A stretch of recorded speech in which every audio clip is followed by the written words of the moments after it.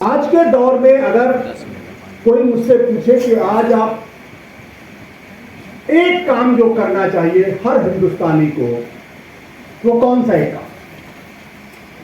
मुझे लगता है सिर्फ एक काम है और वो है संविधान बचाने वाला। इसके अलावा दूसरा कोई काम नहीं। अगर आपने संविधान की लड़ाई लड़ ली तो आप इस मुल्क को बचा लेंगे, इस समाज को बचा लेंगे, माइनॉरिटी मेजॉरिटी को बचा लेंगे और आजादी की लड़ाई में जो उसूल खड़े हुए थे उनको बचा लेंगे। यह पूरी की पूरी जद्दोजहद इसलिए है कि हिंदुस्तान का जो संविधान, जो हजारों लाखों की संख्या में जो आजादी की लड़ाई में लोगों ने कुर्बानियां दी, वो न रहे। और ये कौन लोग कर रहे हैं? ये वो लोग कर रहे हैं जिन्होंने आजादी की लड़ाई में अंग्रेजों की दलाली की। जब भगत सिंह, चंद्रशेखर आजाद जैसे लोग शहादत दे रहे थे, जब फांसी के फंदे पर झूल रहे थे, तब ये अंग्रेजों की दलाली कर रहे थे। इनसे जरा पूछिए, इनके खानदान में, इनके परिवार में कौन एक शख्स था जो कभी जेल गया? कोई। और जब क्विट इंडिया का मूवमेंट चल रहा था, जब सुभाष बोस आजादी की लड़ाई के लिए एक सेना तैयार कर रहे थे, तब अंग्रेजों की सेना में लोगों को शामिल करने की जद्दोजहद कौन कर रहा था? जब क्विट इंडिया का मूवमेंट चल रहा था, वो कौन शख्स था जिसने अंग्रेज गवर्नर को चिट्ठी लिखी थी कि इस आंदोलन को कुचलने की जरूरत है? इसलिए इनके बारे में कंफ्यूजन में मत रहिए।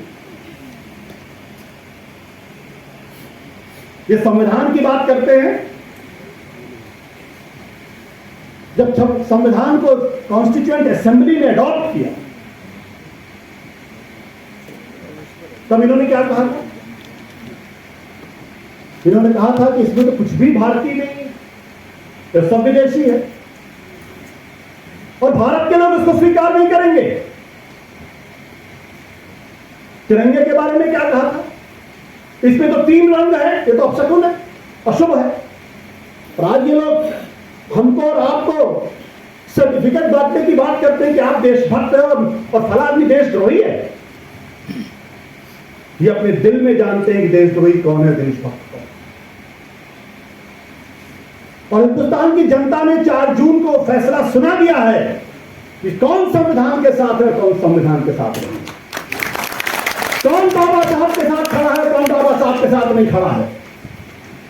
वो कौन शख्स था जिसने कहा था कि अगर बाबा साहब भी आ जाएं तो संविधान नहीं बदल सकते? ये कहने की जरूरत क्यों पड़ी? इसलिए क्योंकि पैरों के नीचे से जमीन खिसक गई, तब कहना। 10 मार्च 2000 तारीख याद रखिएगा। आरएसएस के प्रमुख थे जिनका नाम था के सुदर्शन। उन्होंने क्या कहा था? Scrap this constitution. और जब करण थापर ने उनसे सवाल पूछा कि आपको भारत के संविधान में यकीन है, उन्होंने कहा नहीं। और सबूत चाहिए आपको?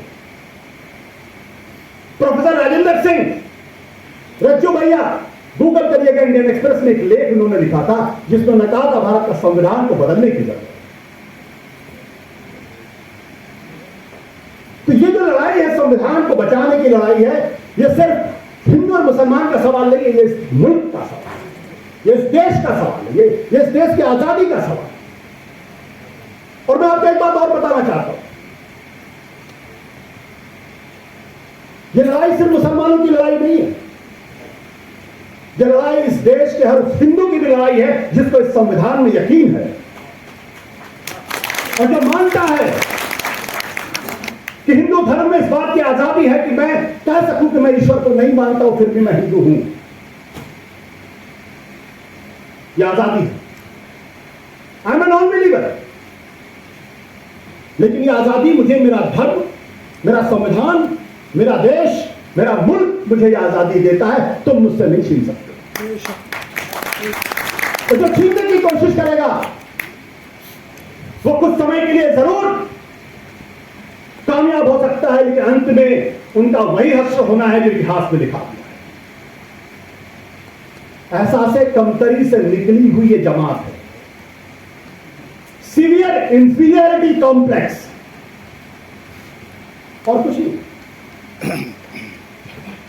और एक बात और बताऊं आपको, जब आप उनका इतिहास पढ़ेंगे, जब इनका लिटरेचर पढ़ेंगे, तो आपको इस बात का एहसास होगा ये हिंदू धर्म के भी सगे नहीं है। अगर आप कभी पढ़ें, और मैं चाहूंगा कि आप लोगों को पढ़ना चाहिए 6 glorious parts of Indian history by Savarkar, जिसको कहते हैं और जिन पर एक हिंदू होने के नाते मुझे गर्व है, सत्य, अहिंसा, वसुधैव कुटुंबकम, प्रेम, कृपा, करुणा, उसको कहते हैं ये परवर्टेड वर्च्यूज हैं। ये परवर्टेड वर्च्यूज हैं क्योंकि इसी की वजह से हिंदुस्तान हिंदू गुलाम रहा। ये उसको बदलना चाहते हैं, तो खतरा बहुत गहरा है। और जब ये हिंदू राष्ट्र की बात करते हैं तो बाबा साहब अंबेडकर हिंदू राष्ट्र दोनों एक साथ नहीं चल सकते, और बाबा साहब अंबेडकर और सरदार पटेल भी एक साथ नहीं चल सकते, क्योंकि बाबा साहब अंबेडकर ने कहा था कि हिंदू राष्ट्र का विचार एक बेहद खतरनाक विचार है, इसको हर हाल में रोकना चाहिए। प्रोफेसर रतनलाल जी यहां पे बैठे हुए हैं, अगर मैं गलत कर रहा हूं तो आप मुझे बताइएगा, टोकिएगा मुझे। और बाबा साहब अंबेडकर से प्यार अचानक नहीं उमड़ा है, इस गलतफहमी का शिकार मत रहिएगा। इनका दलितों से कोई लेना देना नहीं, इनका पिछड़ों से कोई लेना देना नहीं है, इनका दलितों से कुछ भी लेना देना नहीं, दूर दूर तक लेना देना नहीं है। अगर आप लोगों को यकीन ना हो तो जब हिंदू कोड बिल लाया जा रहा था, बाबा साहब अंबेडकर उसको लाना चाहते थे, उस सबकी डिबेट पढ़ लीजिएगा। वो कौन लोग थे जिन्होंने कुत्ते जलाए? वो कौन लोग थे जो बाबा साहब अंबेडकर को गालियां दे रहे थे?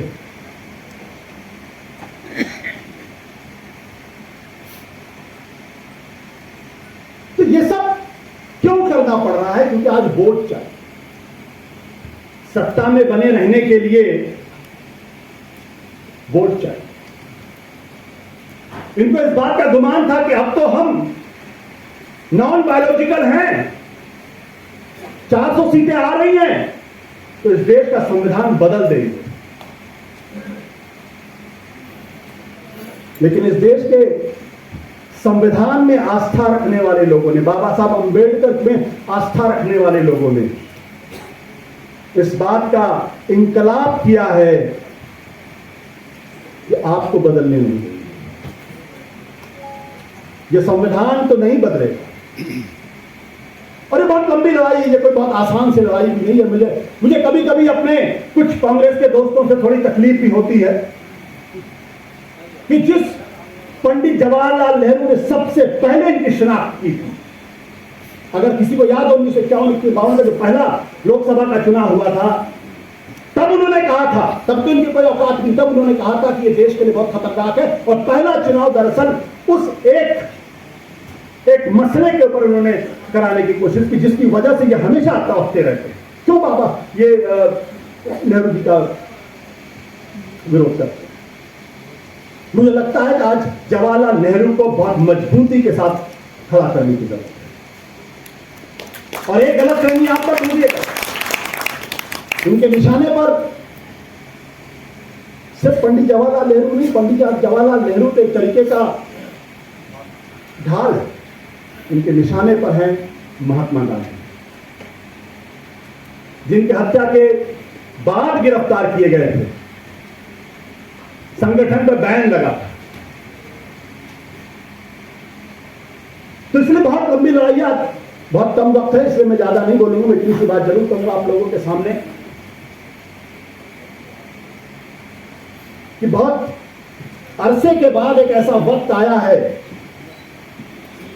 जब हम सब लोगों को पूरी मजबूती के साथ खड़े होकर कहना पड़ेगा या तो हम इनके साथ हैं या इनके खिलाफ हैं, बीच का रास्ता नहीं है, बीच का रास्ता नहीं है। और एक बात मत भूलिएगा, हमारे इस मुल्क के बहुत बड़े बड़े नेताओं ने, बहुत बड़े बड़े इंटेलेक्चुअल्स ने, बहुत बड़े बड़े पत्रकारों ने, बहुत बड़े बड़े इतिहासकारों ने इनको हमेशा अंडर एस्टिमेट किया है। और जब इतिहास में जाएंगे तो हमें ये कहते हैं थोड़ी सी तकलीफ भी होती है, लेकिन कहना चाहिए कि जब प्रकाश नारायण ने अगर ये न कहा होता कि अगर ये फासिस्ट है तो मैं भी फासिस्ट, तो आज इनकी औकात नहीं होती, हैसियत होती है। राम मनोहर लोहिया ने अगर 1963-64 में अगर इन लोगों के साथ मिलकर, दीनदयाल उपाध्याय के साथ मिलकर अगर गठबंधन नहीं किया होता तो कभी भारत की राजनीति के मेन स्ट्रीम में नहीं आ सकते। इसको भी इंट्रोस्पेक्ट करने की जरूरत है, इसको भी समझने की जरूरत है। मैं इनका विरोधी नहीं हूं, लेकिन मुझे लगता है कि एक ऐसे मौके पर इतिहास की उन तमाम धाराओं को, उस अंतर धाराओं को भी समझने की जरूरत है, अपनी गलतियों को पकड़ने की जरूरत है। अगर मैं कहता हूं कि मैं गर्व से कि मैं हिंदू हूं, तो गर्व से हिंदू कहना कोई अपराध नहीं है, कोई सांप्रदायिकता नहीं है। लेकिन अगर मैं किसी दूसरे धर्म के खिलाफ अगर नफरत फैलाता हूं तो सांप्रदायिकता है। अगर मुसलमान भाई कहता है कि मैं गर्व से मैं मुसलमान हूं, ये कोई अपराध नहीं है, कोई सांप्रदायिकता नहीं है। लेकिन अगर आप दूसरों के खिलाफ नफरत फैलाएंगे तो ये अपराध भी है और ये सांप्रदायिकता। और आखिरी बात कहना चाहता हूं, ये दीनदयाल उपाध्याय रोड पर है ये बिल्डिंग, 1965 में पूरा उन्होंने एक भाषण दिया था जिसको इंटीग्रल ह्यूमनिज्म कहते हैं। इस देश के हर इंटेलेक्चुअल को पढ़ना चाहिए। मैं खास तौर पर चाहूंगा कि संजय जी, तारिक भाई और जावेद भाई इसको जरूर पढ़ें। वो किताब 1985 में भारतीय जनता पार्टी ने बाकायदा उसको अपना इंटेलेक्चुअल, वो उसको क्या बोलते हैं, उसको एक विचारधारा के तौर पर स्वीकार किया। वो भारतीय जनता पार्टी का अपना ऑफिशियल डॉक्यूमेंट है। उस डॉक्यूमेंट में लिखा हुआ है कि भारत को हिंदू राष्ट्र नहीं धर्म राज्य होना चाहिए। उसमें ऑफिशियली लिखा हुआ है, उसमें ऑफिशियली लिखा हुआ कि भारत का जो संविधान है, ये संविधान भारत की एकता और अखंडता के खिलाफ है। मैं नहीं कह रहा, उसमें ऑफिशियली लिखा हुआ है कि भारत को फेडरल स्ट्रक्चर नहीं होना चाहिए, unitary form of the government होना चाहिए। ये वन स्टेट वन नेशन की जो बात कहते हैं वो दरअसल वही है कि इस देश के अंदर एक नेता हो, एक संसद हो और एक ही पार्टी हो, बाकी किसी का कोई अस्तित्व नहीं होना चाहिए। ये जो धर्म राज्य की बात करते हो, और वो भी क्या कहते हैं धर्म राज्य में, मैं चाहूंगा कि आप सब लोग उसको पढ़ें। वो क्या कहते हैं धर्म राज्य में क्या है? संसद सुप्रीम नहीं होगी, मेजॉरिटी सुप्रीम नहीं होगी, आम जनता सुप्रीम नहीं होगी, सुप्रीम होगा धर्म। क्या हमको आपको मंजूर है? इसका मतलब क्या है कि जो मौजूदा संसदीय व्यवस्था है उसको उठा के फेंक दीजिए और वैसी व्यवस्था ला दी जहां कुछ धर्म गुरुओं को इकट्ठा कर लीजिए, वो तय करेंगे कि कौन धर्म के विरुद्ध है, कौन धर्म के अनुरूप है। लेकिन मैं एक बात और आपसे कहना चाहता हूं कि धर्म में कोई बुराई नहीं। बुराई जो तमाम लोग खड़े हो जाते हैं धर्म के सौदागर, धंधा करने वाले लोग, दरअसल दिक्कत उनकी वजह से। इसलिए ज्यादा वक्त न लेते हुए मैं इतनी बात कहूंगा कि आज जिस विषय पर ये सेमिनार है ये बहुत जरूरी है। हम अगर एक चीज ठान लें कि कुछ भी हो जाए इस देश के संविधान को बदलने नहीं देंगे और उसके लिए जो कुछ भी कुर्बानी देनी पड़ी हम देने के लिए तैयार है, तो मान लीजिएगा इनकी पराजय निश्चित। और 2024 के चुनाव में यही हुआ है और इसीलिए इनकी हालत खराब है। लेकिन कमजोर अभी भी मत समझिए, अंडर एस्टिमेट मत करिए। ये बहुत ऑर्गेनाइज्ड स्पोर्ट्स है, इंडिया का सबसे ऑर्गेनाइज्ड स्पोर्ट्स है। दिक्कत क्या है कि पढ़े लिखे लोग ऑर्गेनाइज नहीं होते, वो अलग अलग जुबान में बात करते हैं और अलग अलग तंजीमें बन जाती हैं उनकी। लेकिन 100 साल हो गए आज तक इनके अंदर कोई दूसरी तंजीम नहीं, एक ही तंजीम कर रही। सीखने की जरूरत है। बहुत बहुत शुक्रिया।